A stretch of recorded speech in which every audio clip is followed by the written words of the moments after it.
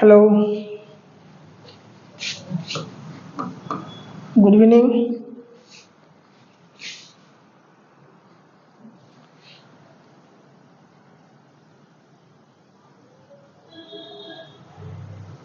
Okay,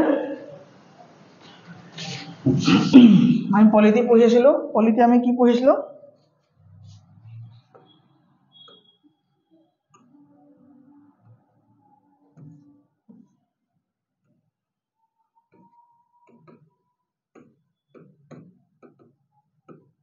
polity কে number আৰ্টিকললৈকে হৈছিলে আমাৰ part 6ত সোমালো নেকি পাৰ্ট 6ত সোমালো আমি হয় না পাৰ্ট 6ত সোমাই আমি 153 পৰা কি পঢ়িলো আমি গভৰ্ণৰ বিষয় পঢ়িলো হয় না গভৰ্ণৰ বিষয় পঢ়িলো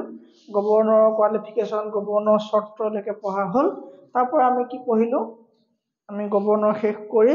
আমাৰ গভৰ্ণৰ যিখিনি পাৱাৰ আছিলে সেই পাৱাৰখিনিৰ বিষয়ে পঢ়া হ'ল মানে পাৱাৰখিনিৰ বিষয়ে পঢ়া হৈ পেলাই শেষত আমি আজি কে নম্বৰ আৰ্টিকলৰ পৰা আছে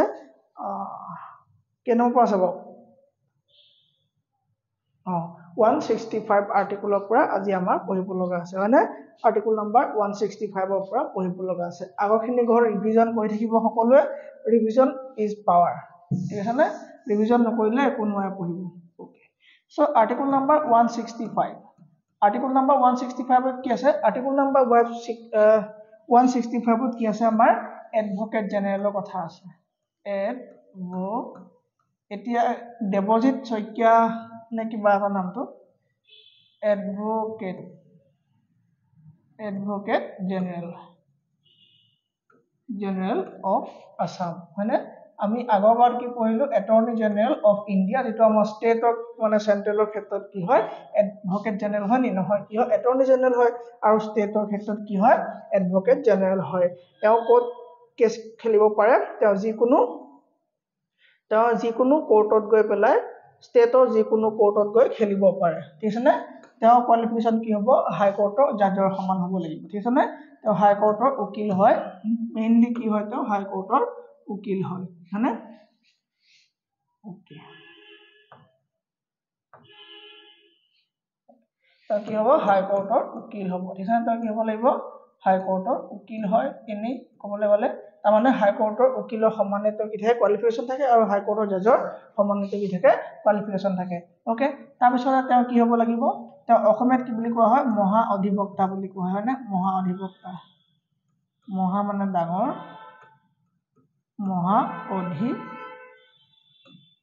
বুলি তেওঁ কোৱা হয় ঠিক আছে নে তেওঁ ষ্টেট এখনৰ ভিতৰত যিকোনো কোৰ্টত গৈ কেছ খেলিব পাৰিব নে যিকোনো কোৰ্টত গৈ থাকিব পাৰিব কেছ খেলিব পাৰিব ঠিক আছে বা তেওঁ কেছ কৰিব পাৰিব তেওঁ কি হয় চৰকাৰী উকিল হয় কি হয় এখন ৰাজ্যৰ চৰকাৰৰ উকিল হ'ব নে তেওঁ কি বুলি কোৱা তেওঁ ৰাজ্য চৰকাৰৰ উকিল ৰাজ্য চৰকাৰৰ হাইয়েষ্ট ল অফিচাৰ হয়নে তেওঁ কি হ'ব ৰাজ্য চৰকাৰ কি হ'ব উকিল হ'ব তেওঁ ৰাজ্য চৰকাৰৰ বিৰুদ্ধে কেছ খেলিব পাৰিব নে নোৱাৰে তেওঁ দৰমহা থাকে নে দৰমহা নাথাকে তেওঁ বাকি গোটেইখিনি সা সুবিধা লাভ কৰে চৰকাৰী সা সুবিধা লাভ কৰে গাড়ী পৰা একদম ঘৰ বাংলো সব লাভ কৰিব ঠিক আছে কিন্তু তেওঁ কি নাপাব মাত্ৰ তেওঁ দৰমহা নাপায় দৰমহা তেওঁ ক'ৰ পৰা পায় যদি তেওঁ চৰকাৰৰ বাহিৰে বেলেগ মানুহৰ কেছ খেলে তেতিয়া সেইবিলাকৰ পৰা তেওঁ দৰমহাটো পাব কিন্তু চৰকাৰ এগেইনষ্টত তেওঁ কোনোবা কেছ খেলিব পাৰিব নে নোৱাৰিব হয়নে তেওঁ চৰকাৰ এগেইনষ্টত কি পাৰিব কেছ খেলিব নোৱাৰিব হ'ব আৰু তেওঁ কি তেওঁ বিধানসভাত যাব পাৰিব নে পাৰিব কিন্তু ভোটদান দিব পাৰিব নে নোৱাৰিব যেনেকৈ আমাৰ কি আছিলে আমাৰ এটৰ্নি জেনেৰেল সংসদলৈ যাব পাৰিছিলে সংসদৰ মানে অধিৱেশন গৈ বহিব পাৰিছিলে কিন্তু ভোটদানৰ সময়ত তেওঁ বাহিৰলৈ ওলাই আহিব লাগিব তাৰমানে পাৰ্ট 5 ৰ সৈতে আমাৰ পাৰ্ট 6 সম্পূৰ্ণ মিলামি পামগে ঠিক আছে নে সব ৰাজ্য চৰকাৰৰ তেওঁ কি হ'ব উকিল হ'ব লাগিব হৈ গ'ল এটা আমাৰ কে নম্বৰ আৰ্টিকল উল্লেখ আছে 165 নম্বৰ আৰ্টিকলত উল্লেখ আছে হ'ব তেওঁ কি হ'ব মহাধিবক্তা বুলি অসমীয়াত কোৱা হ'ব ঠিক আছে নে তাৰ সন্মুখত বহি পাৰিব নে পাৰিব ওকে আৰ্টিকল নম্বৰ 166 আৰু 167 কিমান এটা কি নহয় দৰকাৰ নহয় ঠিক আছে সব মই কৈ দিছো আৰু 166 আৰ্টিকল পৰীক্ষাত নাহে আৰু 167 আৰ্টিকলো ইমান এটা দৰকাৰী নহয় আৰ্টিকল নম্বৰ 166 ত কি কৈছে বাৰু আৰ্টিকল নম্বৰ 166 ত কোৱা হৈছে যে অসম চৰকাৰৰ বা ৰাজ্য চৰকাৰৰ ঠিক আছে নে ৰাজ্য চৰকাৰৰ কামসমূহ কি হ'ব ৰাজ্য চৰকাৰৰ কামসমূহ গভৰ্ণৰৰ নামত হ'ব হয়নে কি হ'ব গভৰ্ণৰ গভৰ্ণৰৰ নামত হ'ব আৰু গভৰ্ণৰ যদি কিবা কৈ দিয়ে সেইখিনি গেজেট ৰূপেৰে প্ৰকাশিত হ'ব লাগিব তাৰমানে গভৰ্ণৰৰ এটা অৰ্ডাৰ আমি সকলোৱে এখন ৰাজ্যত মানি ল'বলৈ বাধ্য ঠিক আছে নে সো যিবিলাক অৰ্ডিনেন্স হওক বা অধ্যাদেশে হওক বা গভৰ্ণৰে যি লিপি দিব বা যি আদেশ দিব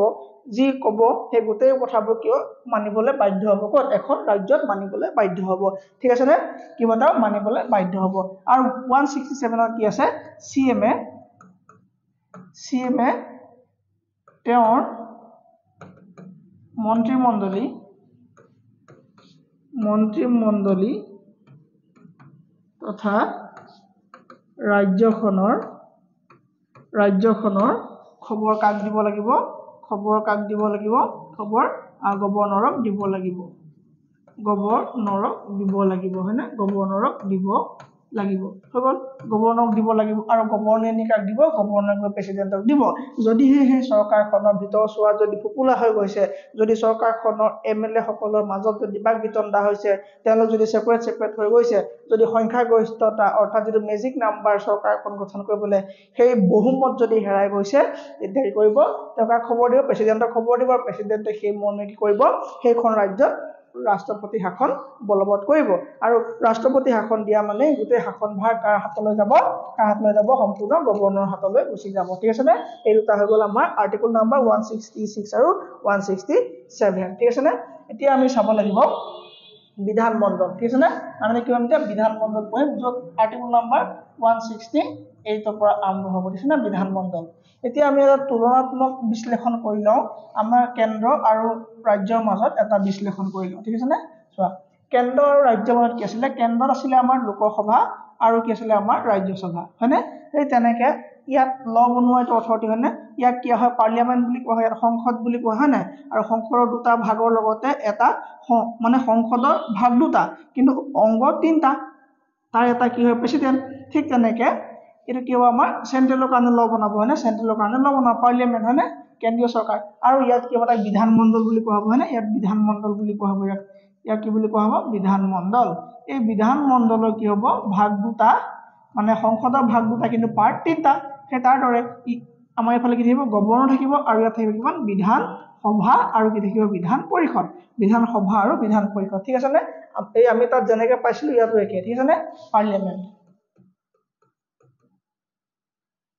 ওকে এতিয়া লোকসভাৰ কাৰণে মিনিমাম কি লাগিছিলে কিমান বছৰ বয়স হলে লোকসভাৰ সাংসদ হ'ব পাৰি লোকসভালৈ যাব পাৰিছিলে আমি আগতে পাইছিলো হয়নে ইয়াত কিমান বছৰ লাগিছিলে 25 বছৰ লাগিছিলে ইয়াত কিমান লাগিছিলে 25 বছৰ বয়স লাগিছিলে হয়নে 25 বছৰ বয়স লাগিছিলে ঠিক তেনেকৈ ইয়াতো কিমান লাগিব 25 বছৰ বয়স লাগিব 25 বছৰ বয়স লাগিব ইয়াত কিমান লাগিছিলে ইয়াত 30 ইয়াৰ্স লাগিছিলে ইয়াত 30 ইয়াৰ্স লাগিছিলে সো তেনেকৈ ইয়াতো কিমান লাগিব 30 ইয়াৰ্স লাগিব ইয়াতো 30 ইয়াৰ্স লাগিব হয়নে এইখন স্থায়ী সদন হয় লোকসভা কি হয় স্থায়ী সদন হয় লোকসভা স্থায়ী সদন সো এইখনো কি হ'ব স্থায়ী সদন হ'ব এইখনো কি হ'ব স্থায়ী সদন হ'ব এখন কি হ'ব স্থায়ী সদন হ'ব ইয়াত যিসকল লোক বহিছিলে সেইসকল এমপি বুলি কোৱা হৈছিলে এমপি অৰ্থাৎ কোৰ এমপি ৰাজ্যসভাৰ এমপি বুলি কোৱা হৈছিলে হয়নে আৰু ইয়াত যিসকল মেম্বাৰ বহিছিলে তেওঁলোকক এমপি বুলি কোৱা হৈছিলে কিন্তু কোৰ এমপি আছিলে তেওঁলোক আছিলে লোকসভাৰ এমপি আছিলে মানে ঠিক তেনেকৈ ইয়াত যিসমূহ বহিব তেওঁলোক কোৱা হ'ব এমএলএ অৰ্থাৎ মেম্বাৰ অফ লেজিসলেটিভ এছেম্বলি ঠিক আছে নে ইয়াক কি কোৱা হ'ব লেজিসলেটিভ এছেম্বলি বুলি কোৱা হ'ব কাক বিধানসভাক লেজিসলেটিভ এছেম্বলি কোৱা হ'ব এইবিলাক কোৰ এমএলএ হ'ব ইহঁতে বিধানসভাৰ এমএলএ হ'ব আৰু ইয়াত যিসকল বহিব সেইসকলকো এমএলএ বুলি কোৱা হ'ব আৰু তেওঁলোক হ'ব তেওঁ বিধান পৰিষদৰ এমএলএ হ'ব ঠিক আছে নে তেওঁলোক কি হ'ব বিধান পৰিষদৰ কি হ'ব এমএলএ হ'ব ঠিক আছে এই সদনখনক কি বুলি কোৱা হৈছিলে অস্থায়ী সদন বুলি কোৱা হৈছিলে ঠিক তেনেকৈ বিধান পৰিষদক কি বুলি কোৱা হ'ব অস্থায়ী সদন বুলি কোৱা হ'ব এইখনক কি বুলি কোৱা হ'ব অস্থায়ী সদন বুলি কোৱা হ'ব ঠিক আছে নে লোকসভা ভংগ হ'লে চৰকাৰ চলি থাকে আৰু কি হ'ব বিধান পৰিষদ লোকসভা যদি ভংগ হয় চৰকাৰ চলি থাকিব নে নাথাকে ঠিক তেনেকৈ যদি বিধানসভা ভংগ হয় চৰকাৰ চলি থাকিব নে নাথাকিব হয়নে বুজি পাইছা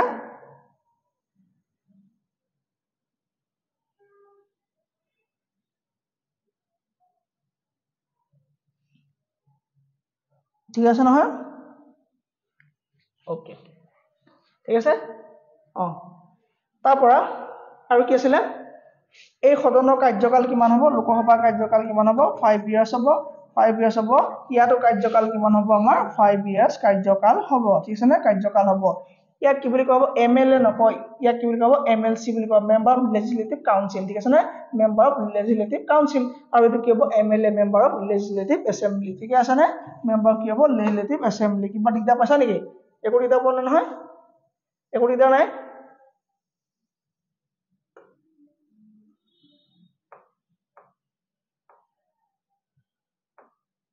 ওকে ঠিক আছে সো এই বিশ্লেষণটো কিবা বুজিব লগা আছে নি নাই নহয় বুজি পাইছা কথাখিনি একেবাৰে ইজি বুজি পাইছা সো এই বিধান সভাৰ বিধান পৰিষদৰ যেটো সিস্টেম এটো কি বুলি কোৱা হয় বিধান মণ্ডল বুলি কোৱা হয় না এই বিধান মণ্ডলৰ কথা আমাৰ কে নম্বৰ আৰ্টিকলত উল্লেখ আছে আমাৰ 168 নম্বৰ আৰ্টিকলত কি হয় বিষয় উল্লেখ আছে বিধান মণ্ডলৰ কথা উল্লেখ আছে তাৰ মানে 168 নম্বৰ আৰ্টিকলৰ অনুসৰি এখন ৰাজ্যত কি থাকিব লাগিব বিধান মণ্ডল থাকিব লাগিব বা Constitution of Legislature in a State ঠিক আছে না Constitution of a Legislature in a State মানে এখন ৰাজ্যৰ বিধান মণ্ডলৰ কি Constitution মানে গঠনৰ বিষয়ে উল্লেখ আছে কি নম্বৰ আৰ্টিকলত 168 নম্বৰ আৰ্টিকলত উল্লেখ আছে বুজি পাইছো সকলোৱে বুজি পালা গৱৰ্ণৰ কথা গম পালো হয়নে ওকে এতিয়া চোৱা এতিয়া আছে আমাৰ 169 আৰ্টিকলত কি জানে এডিশন মানে কি এডিশন অফ এমএলসি অৰ্থাৎ বিধান পৰিষদ সকলোতে নাই আমি গম পাও নে বিধান পৰিষদ কি হয় সকলোতে নাই সো কেইখনমান ৰাজ্যতে কি আছে বিধান পৰিষদ আছে বিধান পৰিষদ আমাৰ দেশৰ সকলোতে নাই সো বিধান পৰিষদ যদি কোনোবা এখন ৰাজ্য বিচাৰে এড কৰিব পাৰে হয়নে যদি কোনোবা এখন ৰাজ্য বিচাৰে কি কৰিব পাৰে বিধান পৰিষদ এড কৰিব পাৰে হয়নে বিধান পৰিষদ এড কৰিব পাৰে ওকে সো এড বা ক্ৰিয়েচন মানে সৃষ্টি বা সৃজন কৰিব পাৰে ঠিক আছে কত পাৰে বিধান পৰিষদটো পাৰে বিধান পৰিষদ মানে কি অৰ্থাৎ member of legislative council so মেম্বাৰটো নকা আমি কি ক'ব আমি ইনভাৰ্ট কাউন্সিল আমি লেজিসলেটিভ কাউন্সিল বুলি আমি ক'ব পাৰো লেজিসলেটিভ কাউন্সিল এখনক কি পাৰে গঠন কৰিব পাৰে চোৱা এতিয়া কথা হ'ল যে লেজিসলেটিভ কাউন্সিলৰ দৰকাৰিতা কিমান মানে গুৰুত্ব কিমান বহুত বেছি গুৰুত্ব নাই এটো ধৰা হাঁহৰ মাংসত এখিলা তেজপাত যিমান ইম্পৰ্টেন্ট সিমানে কা ইম্পৰ্টেন্ট আমাৰ বিধান পৰিষদৰ ইম্পৰ্টেন্ট তাৰ মানে হে তেজপাত খিলা কামেই নাই হেখিলা দি পেলাই পেলাম নাই আৰু নিদিলেও বা দিলেও হিলা থবলো জায়গা নাই মানে এনেকুৱা এটা কত দিম খাইতে নেপেলাম হয় সো তাৰ মানে মই ক'ব খুজিছো যে একেবাৰে ভ্যালু নাই আমাৰ কত নাই কত এটো বিধান পৰিষদৰ ভ্যালু নাই সো বিধান পৰিষদ আমাৰ এটা কেইখন জিলাত আছে কেইখনত আছে আমাৰ এটা বিধান পৰিষদ সৰি কেইখন জিলা নহয় কেইখন ষ্টেটত আমাৰ বিধান পৰিষদ আছে কেইখন ষ্টেটত আমাৰ বিধান পৰিষদ আছে কপোৱা যাব না কোনোবাই কেইখন ষ্টেটত আছে আমাৰ বিধান পৰিষদ ওকে আমাৰ বিধান পৰিষদ 6খন আছে কত আছে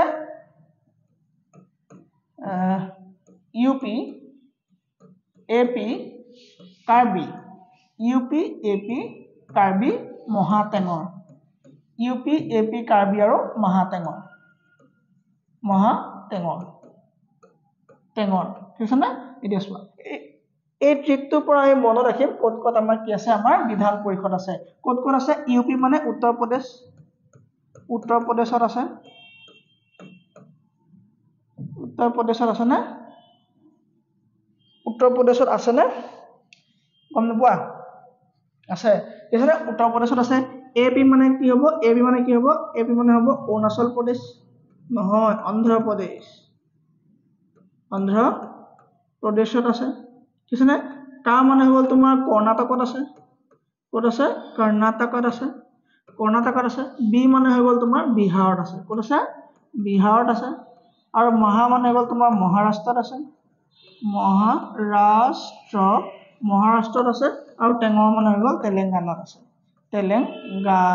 তেলেংগানাত আছে সো এই 6খন ষ্টেটত কি আছে আমাৰ এক্সট্ৰাকে কি আছে আমাৰ বিধান পৰিষদ আছে সো বিধান পৰিষদৰ হিমান গুৰুত্বতা নাই ঠিক আছে না সো বিধান পৰিষদ যদি ইচ্ছা কৰে কোনোবা এখন ষ্টেটে হেতু গঠন কৰিব পাৰে বা ফৰ্মেশন কৰিব পাৰে সেই বিষয়ে আমাৰ কে নম্বৰ আৰ্টিকলত উল্লেখ আছে 169 নম্বৰ আৰ্টিকলত উল্লেখ আছে 169 নম্বৰ আৰ্টিকলত উল্লেখ আছে ঠিক আছে না 169 আৰ্টিকলত উল্লেখ আছে ওকে এতিয়া কথা হ'ল যে ইয়াত কেনেকৈ নিৰ্বাচন কৰিব তাৰ মেম্বাৰসকলৰ বিষয়ে আমি পাছত যেতিয়া আৰ্টিকল পাম তেতিয়া পঢ়িবলৈ পাম ঠিক আছেনে 169 আৰ্টিকলত একো দিগদাৰ নাই কাৰো ওকে এতিয়া আমি আহিছোঁ 170 আৰ্টিকল আৰু 171 আৰ্টিকল 170 আৰ্টিকলত কি আছে জানানে ইয়াৰ বিধান সভাৰ কথা আছে ইয়াৰ বিধান সভাৰ কথা আছে আৰু ইয়াত আছে বিধান পৰিষদৰ কথা সো কোড কিমান কি থাকিব সেইখিনি বিষয়ে আমি অলৰেডি হয়তো ডিসকাস কৰিলো হলেও মই আকৌ এবাৰ কৈ দিছো ঠিক আছে না ওকে ইয়াত কি হ'ল আমাৰ বিধান সভা আৰু ইয়াত হ'ল বিধান পৰিষদ হলনে ওকে সোৱা সো বিধান সভাৰ নিৰ্বাচন কাৰ দ্বাৰা হ'ব বিধান সভাৰ মানে বিধান সভাৰ নিৰ্বাচন হ'ব জনতা আমাৰ জনগণৰ দ্বাৰা হ'ব তাৰ মানে আমি প্ৰত্যক্ষ বুলি ক'ব পাৰিম না প্ৰত্যক্ষ ক'ব পাৰিম না প্ৰত্যক্ষ ক'ব পাৰিম স্থায়ী ক'ব পাৰিম মই আগতে এটা বিশ্লেষণ কৰিছিলো হয় না স্থায়ী ক'ব পাৰিম ইয়াকে প্ৰথম সদন বুলি ক'ব পাৰিম না প্ৰথম সদন বুলি ক'ব পাৰিম আৰু ইয়াক অপ্ৰত্যক্ষ ইয়াত জনতাৰ দ্বাৰা নিৰ্বাচিত নহয় ইয়াৰ প্ৰতিনিধিসকলক কি হ'ব এই বিধান সভাৰে কিছু সংখ্যকে কি কৰিব নিৰ্বাচিত কৰিব আৰু কিছু সংখ্যক বেলেগে নিৰ্বাচিত কৰিব সেই বিষয়ে আমি ভিপি যেতিয়া পঢ়িম তেতিয়া মই কৈ আছো ঠিক আছে না সব বিধান সভা কি হ'ব এখন প্ৰত্যক্ষ হ'ব স্থায়ী সদন হ'ব প্ৰথম সদন হ'ব হয়নে ইয়াত কিমান বছৰ বয়স লাগিব 25 বছৰ বয়স লাগিব আৰু কাৰ্যকাল কিমান হ'ব 5 বছৰ কাৰ্যকাল হ'ব মই অলপ আগত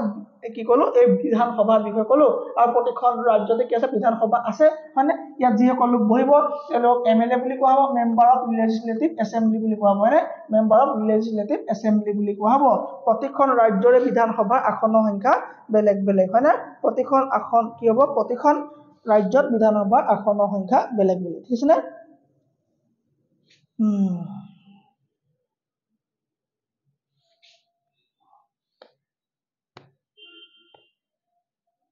এটা কোৱা উচ্চ সদন আৰু নিম্ন সদন ইয়াত কোন হ'ব ঠিক আছে নে নিম্ন সদন কোনখন হ'ব গুড এখন নিম্ন সদন হ'ব কেন নিম্ন সদন হ'ব ইয়াৰ বয়সৰ পৰিমাণ কম হয় না এখনক কি বুলি কওঁ আমি নিম্ন সদন বুলি ক'ব পাৰিম আমি নিম্ন সদন বুলি ক'ব পাৰোঁ নিম্ন সদন এই যেনেকৈ আমি লোকসভা কৈছিলো হয় না নিম্ন সদন কৈছিলো হয় না আৰু ইয়াত কি বহিব ইয়াত মন্ত্ৰীসকল ক'ত বহিব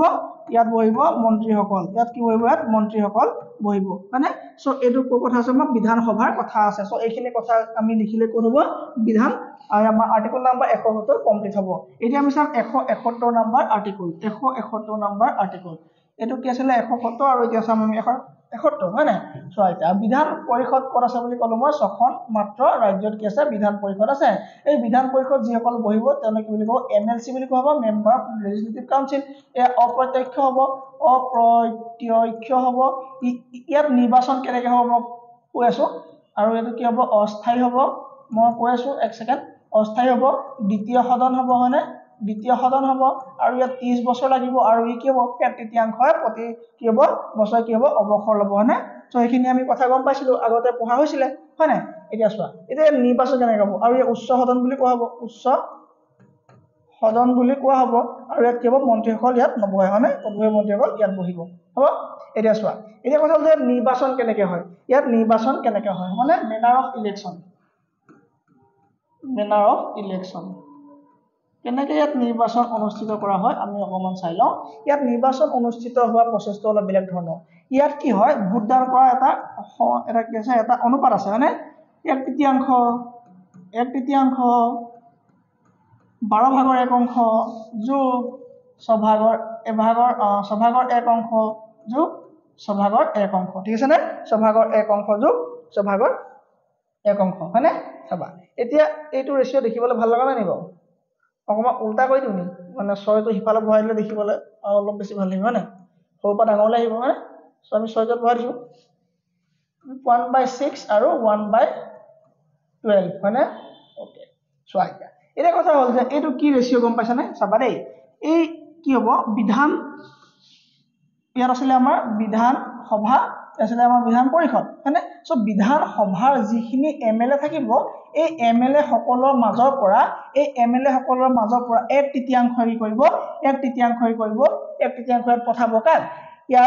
ইয়াত নিৰ্বাচিত কৰি পঠাব তাৰ মানে ভোটদান কৰিব কোনে এমএলএ দ্বাৰা এক তৃতীয়াংশ ভোট দিয়া হয় তাৰ মানে এমএলএ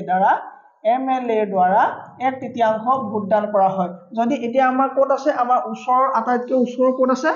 বিধান পৰিষদ আটাইতকৈ ওচৰৰ আছে বিহাৰত আছে সো বিহাৰত কিমান আছে বিধানসভা সিট সংখ্যা 75 খন সো 75 খন যদি টোটেল সিট হয় তেতিয়া হলে এমএলএ সকলে ভোটদান কৰিব কিমান 1 তৃতীয়াংশ হয়নে সো তাৰ মানে আমি 75 ৰ লগত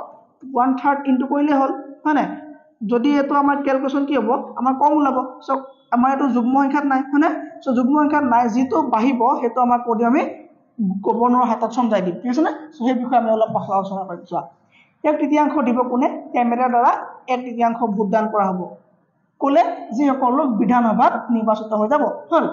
আৰু কি হ'ব জানে আৰু পঞ্চায়তৰ ফালৰ পৰা গাঁৱৰ যিবিলাক আমাৰ কিনে পঞ্চায়ত থাকে ন পঞ্চায়তৰ প্ৰেসিডেন্ট মেম্বাৰ বা টাউন কমিটি যাৰ গাঁও নাই যাৰ টাউন কমিটি আছে টাউন কমিটি পঞ্চায়ত তেনেকে সেই ফালৰ পৰা কিমানে ভোট দিব 1 তৃতীয়াংশ লোকে ভোট দিব কোলে বিধান পৰিষদলৈ পঠাব ঠিক আছে নে 1/4 ভোট দিব কোনে গম পোৱা নাই গৱৰ্ণৰে ভাৰত মানে এখন ৰাজ্য যিখন ৰাজ্যত বিধান পৰিষদ থাকিব সেই ৰাজ্যখনৰ গৱৰ্ণৰৰ দ্বাৰা 1/4 ভোট দিয়া হ'ব মান ভোট দিয়া হ'ব 1/4 নকয় সভাগৰ 1 অংশ ভোটদান কৰিব কোনে গৱৰ্ণৰে ভোটদান কৰিব ঠিক আছে নে আৰু 12 1 অংশ টিচাৰ্ছ বিলাকে 12 1 অংশ দিব সেইখন মানে সেইখন ঠাইৰে যিখিনি টিচাৰ্ছ থাকিব মানে যিখিনি কি বুলি কয় শিক্ষক থাকিব তো শিক্ষকৰ মাজৰ পৰা কেইজনমান শিক্ষকে কি কৰিব পাৰিব এয়া ভোটদানত অংশগ্ৰহণ কৰিব পাৰিব ভোটদানত কৰিব পাৰিব অংশগ্ৰহণ কৰিব পাৰিব কিবা দিদা পাইছা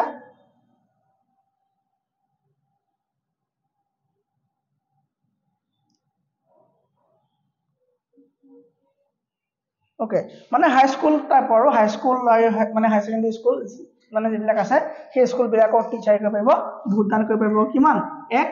12 অংশ ভোটদান কৰিব পাৰিব ঠিক আছে নে সো 12 অংশ দুভাগ লাগিব দুবাৰ লাগিব আৰু তাৰপা কি জানে যিবিলাকে ডিগ্ৰী কমপ্লিট কৰিছে যিবিলাক গ্ৰেজুৱেচন কমপ্লিট কৰিছে নিৰ্বাচন হোৱা বছৰৰ পৰা 3 বছৰ আগত যিসকলে গ্ৰেজুৱেচন কমপ্লিট কৰিছে যিসকলে গ্ৰেজুৱেট যিবিলাক ল'ৰা ছোৱালী আছে সেইবিলাকৰ মাজৰ পৰা 12 1 অংশ ভোটদান যাব সো এই ভোটদানৰ যেটো মেনাৰ হয় এই গুটেইখিনি ভোট ক্যালকুলেট কৰি পেলাই কিমান সিট হয় সেই সিটটো হিসাব কৰি 75 যদি বিহাৰত আছে তেনেকে বাকিখনত মানে যিমানকিটা সিট আছে সো সেইটা মতে কি হ'ব ভোটদান কৰি পেলাই পঠিয়াব টোটাল ভোটটো ইয়াত ওলাব মানে টোটালটো ওলাব আৰু ইয়াত টোটালটো সিটটো ওলাব সো ইয়াত কি হয় ডাইৰেক্ট ইলেকশন নহয় বিধান পৰিষদ সদায় কি হয় অপ্ৰত্যক্ষ নিৰ্বাচন হয় গম পাইছো না অপ্ৰত্যক্ষ নিৰ্বাচন হয় হবনে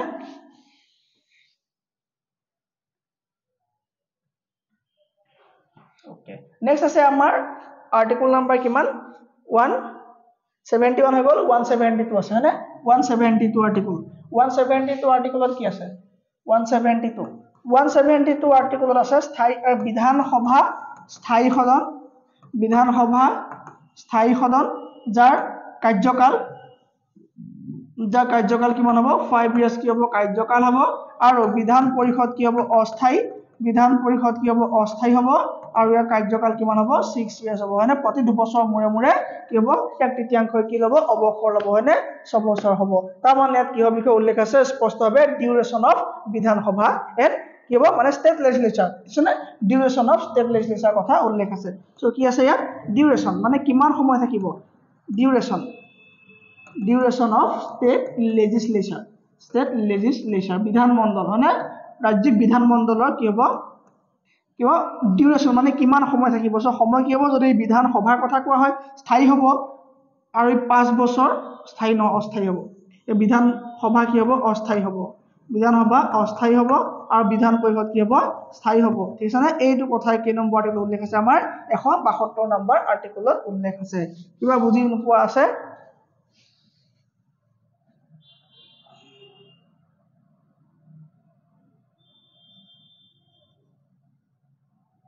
ওকে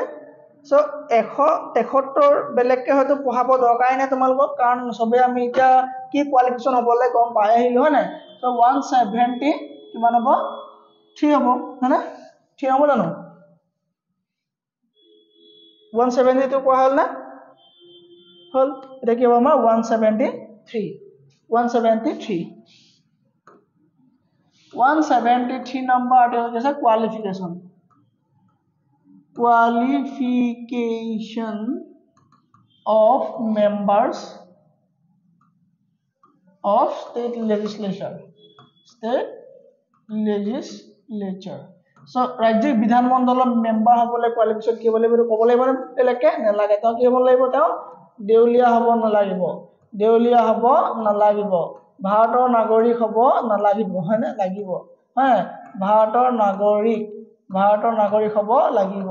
তাৰপৰা কি হ'ব লাগিব তাৰ বয়সটোৰ কথা ক'বই নালাগে হয়নে তেওঁ কি হ'ব লাগিব তেওঁ মানসিকভাৱে সুস্থ হ'ব লাগিব হয়নে তেওঁ পাগল হ'ব নালাগিব এইখিনি কথা জানিব লাগিব আৰু তেওঁ কোনো ধৰণৰ অফিচ অফ প্ৰফিট হোল্ড কৰিব নালাগিব অফিচ অফ প্ৰফিট মানে কি তেওঁ চৰকাৰী চাকৰি হয়নে চৰকাৰী চাকৰি অফিচ অফ প্ৰফিট তেওঁ কি কৰিব লাগিব অফিচ অফ প্ৰফিট তেওঁ কোনো ধৰণৰ অফিচ অফ প্ৰফিট হোল্ড কৰিব নোৱাৰিব তাৰমানে চাকৰি থাকিব নোৱাৰিব CM বা নেতাবিলাক কি হয় তেওঁলোকৰ অফিচটো সাৰ্ভিস হয় তেওঁলোকৰ এটা চাকৰি নহয় তেওঁ সাৰ্ভিস দিয়ে কিন্তু এইটো চৰকাৰী চাকৰি হৈ যাব কি অফিচ অফ প্ৰফিট তেওঁ কি থাকিব নালাগিব অফিচ অফ প্ৰফিট থাকিব নালাগিব বয়সৰ কথাটো আমি সবেই জানো হয়নে ওকে সো দেউলীয়া হ'ব নালাগিব ভাৰতৰ নাগৰিক হ'ব লাগিব অফিচ অফ প্ৰফিট হ'ব লাগিব সো আৰ্টিকল নাম্বাৰ আমি 1 ৰ পৰা আৰম্ভ কৰিছোচোন 173 আমি পাৰ কৰি দিলো নহয় 173 লৈকে আমাৰ আৰ্টিকল কমপ্লিট হৈ গ'ল নহয় কিন্তু কিমান মনত ৰৈছে কিমান কি নাই আপোনালোকৰ কথা যদি সময় দিছে যিটো বস্তুতে সময় দিব সেইটো আপোনাৰ মই 100% দি পঢ়াইছো কেছনে কিন্তু মনত ৰখা দায়িত্বটো আপোনালোকৰ সবতে শৰ্টকাট বিচাৰিলে নহব আমি